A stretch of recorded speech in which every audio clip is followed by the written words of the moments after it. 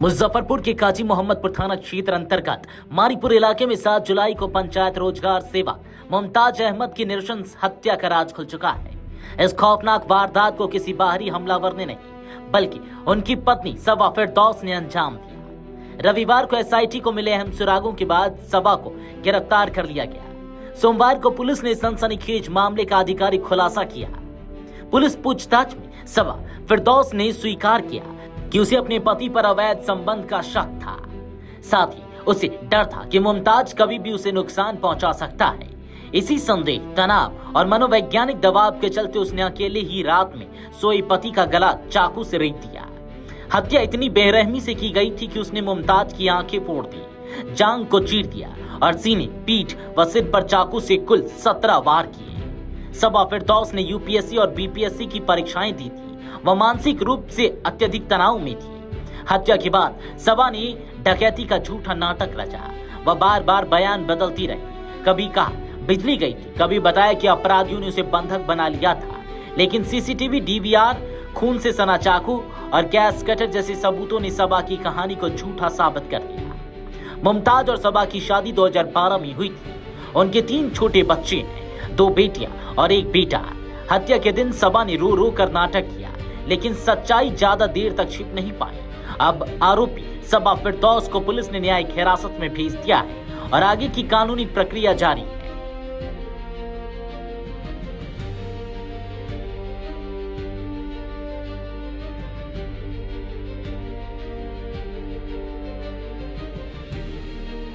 दिनांक 6 और 7 तारीख की 7 जुलाई के जो रात्रि थी उसमें एक घटना हुई माड़ीपुर में, जो काजी मोहम्मदपुर थाना के अंतर्गत में आता है। वहाँ पे एक पंचायत रोजगार सेवक है मोहम्मद मुमताज, जिनका जो वैशाली में भगवानपुर प्रखंड में पदस्थापित है, जिनका घर यहीं पे है, और उनकी हत्या कर दी गई थी उनके घर में ही। जब पुलिस पहुंची थी सुबह 7 तारीख की सुबह में, उनकी बॉडी पूरी खून से लथपथ पड़ी हुई मिली थी।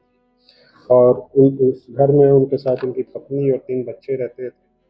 पत्नी का जो बयान दिया गया और जो प्रथम दृष्टया जो पीओ का विजिट किया गया पुलिस के द्वारा, उसमें ऐसा लग रहा था कि चोर जो है चोरी करने के लिए घुसे थे और उसी दौरान ये जो मृतक है उनकी नींद खुल गई और उनको चोरों द्वारा हथियार से वार करके, चाकू से वार करके मार दिया गया।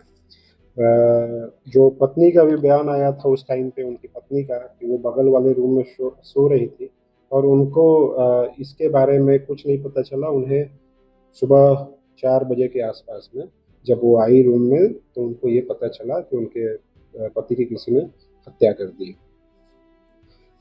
उसके बाद जो है हमारी टीम और एफएसएल की टीम वहाँ पे विजिट की थी। फिर उसके बाद पत्नी से और बच्चों से बयान लिया गया।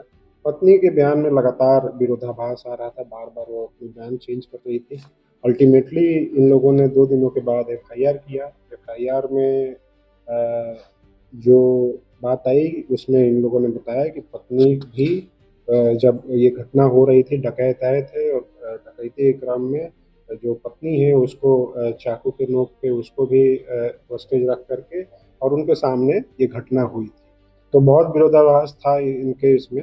फिर भी पुलिस ने जो है डकैती के धारा में ये एफआईआर दर्ज किया। उसके बाद हम लोग इस पे अनुसंधान कर रहे थे।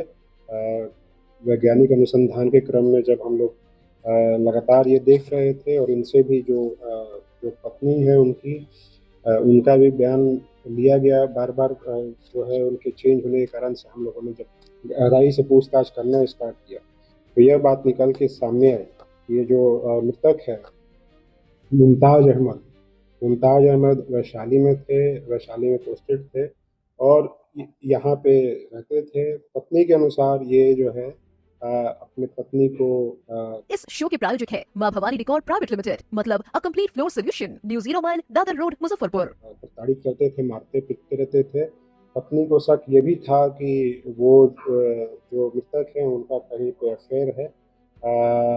वो उनके मोबाइल को भी लगातार ट्रैक करती थी। उसमें एक ट्रैकिंग ऐप डाल करके वो लगातार उस अपने पति के मोबाइल को भी ट्रैक करती थी।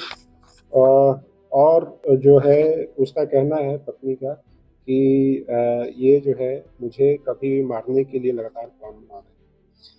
तो इसने जो है खुद ही प्लान बना करके और 6 और 7 की रात्रि में पहले तो उसने मोबाइल जो मृतक का मोबाइल है और अपना मोबाइल सारा मोबाइल उठा करके बगल में जो रेलवे ट्रैक के पास नाला है उसमें फेंक दिया। फिर डीवीआर भी जो है घर में कैमरा लगा हुआ था, डीवीआर को भी निकाल करके उसने बगल में झाड़ी है, उस बड़ी सी झाड़ी है वहाँ पे फेंक दिया था। और इसने खुद ही रात्रि में लगभग 1:30 बजे के बाद कभी किसी टाइम में, क्योंकि 1:30 बजे तक डीवीआर काम कर रहा था, 1:30 बजे के बाद इसने चाकू से ही अपने पति की हत्या कर दी। कई मल्टीपल वार किया गया है चाकू से और उसके बाद ये जाकर के सो गई और सुबह में पुलिस को इसने खबर दिया।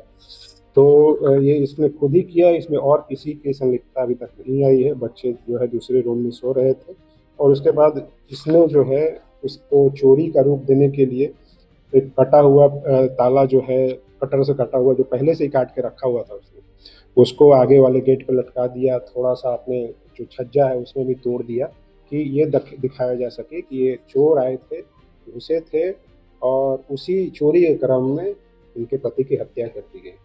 पत्नी ने बहुत चालाकी से कोशिश तो जरूर की थी, लेकिन वैज्ञानिक अनुसंधान में हम लोगों को ये सफलता मिली है। और उसके बयान पे जहाँ जहाँ उसने मोबाइल फेंका था और जहाँ पे डीवीआर फेंका था उस चीज़ों को हम लोगों ने रिकवर किया। सर तो ये जो है मोबाइल ये जो क्लियर हुआ सर, वो डीवीआर के खुलासे से क्लियर हुआ? नहीं, डीवीआर के खुलासे से नहीं। जैसा मैंने बताया कि पत्नी जो है उनका लगातार विरोधाभास बयान है।